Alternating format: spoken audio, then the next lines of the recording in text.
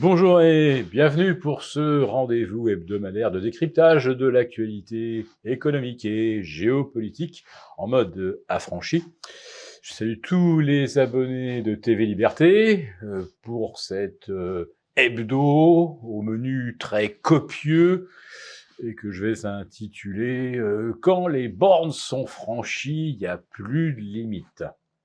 Bon clairement, la borne de la patience du monde agricole, elle a été allègrement franchie, et ce ne sont pas les annonces de M. Gabriel Attal, avec ses notes posées sur une botte de foin, entouré d'agriculteurs plutôt favorables, puisque ce happening fut organisé dans un village où Emmanuel Macron avait recueilli 70% des suffrages. Donc les annonces n'ont pas suffi.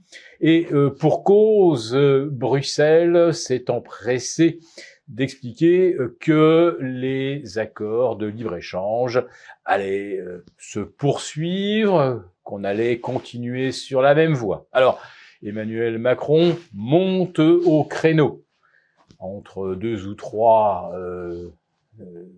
dîners royaux en Suède pour expliquer donc qu'il y aurait une exception française. Ben non. Bruxelles rappelle qu'il n'y aura pas d'exception française, pas plus qu'il ne peut y avoir d'exception hongroise.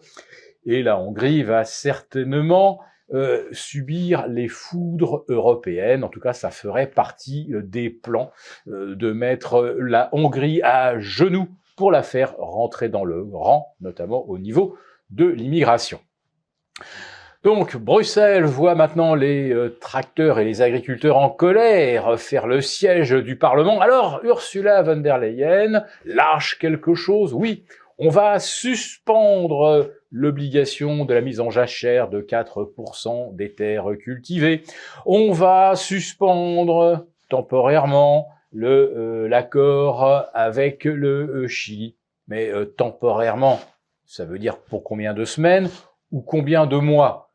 Suspendre, ça ne veut pas dire annuler, ça ne veut pas dire revenir en arrière, ça ne veut pas dire corriger le tir. Non, c'est simplement qu'on va ajuster le tir pour plus tard, mais avec toujours les mêmes cibles, c'est-à-dire des agriculteurs, des éleveurs européens soumis à des torrents de normes, tandis qu'on va laisser rentrer en Europe des produits qui ne supportent quasiment aucune obligation en termes de décarbonation ou de limitation des pesticides. Et je ne parle pas maintenant des œufs venus d'Ukraine ou du lait qui viendrait de Nouvelle-Zélande. D'ailleurs, nous en avons déjà parlé.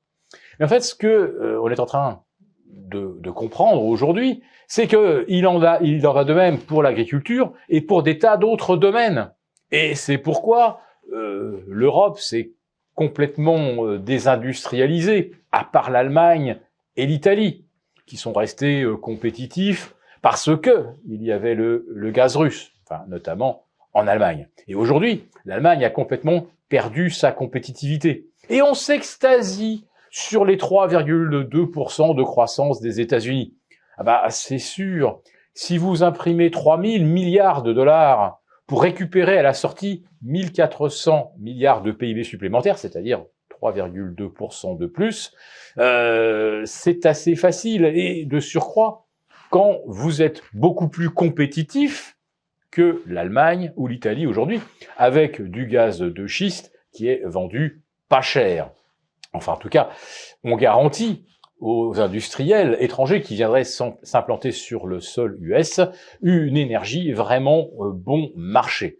Donc on comprend bien que les États-Unis s'imposent comme des concurrents de l'Europe depuis le jour où les Européens ont décidé de boycotter le gaz russe. Et le problème, c'est que ce boycott va continuer, tout comme la guerre, puisque manifestement, le seul mot que vous n'entendrez jamais, ni dans la bouche de M. Macron, ni dans celui d'Ursula von der Leyen ou Olaf Scholz, c'est le mot paix. Non, le discours, notamment de la part de Emmanuel Macron, est absolument martial. Nous sommes en guerre, il faut réarmer, il faut vaincre coûte que coûte. Coûte que coûte. Que cela coûte des vies humaines, par exemple. Y aurait-il des soldats français de façon plus ou moins discrète sur le sol ukrainien? Ou quoi qu'il en coûte? Est-ce que cela doit nous coûter notre modèle social? C'est un petit peu ce qu'a l'air de nous présenter Gabriel Attal dans son discours de politique générale, puisqu'on va raboter les indemnités chômage, raccourcir les durées d'indemnisation, et puis doubler le forfait, le reste à payer pour les consultations médicales, les médicaments, les examens. Oui, ce sont toujours les plus pauvres et les plus fragiles qui voient leurs avantages sociaux réduits. Alors quand même une bonne nouvelle, Monsieur Attal rappelle que la France est ce pays merveilleux où l'on peut devenir Premier ministre à 34 ans en assumant son homosexualité. Alors pour les Américains, ça ne les surprend pas vraiment, parce que pour eux, la France est un pays où on peut sauter à peu près tout ce qu'on veut. Mais ils n'auraient certainement pas imaginé qu'un Français sur 3 aujourd'hui sauterait un repas. Pour vous remercier de votre fidélité, vous pouvez télécharger gratuitement en cliquant sur le lien ci-dessous mon rapport spécial 3 placements pour sauver votre épargne de l'inflation. Merci et bientôt.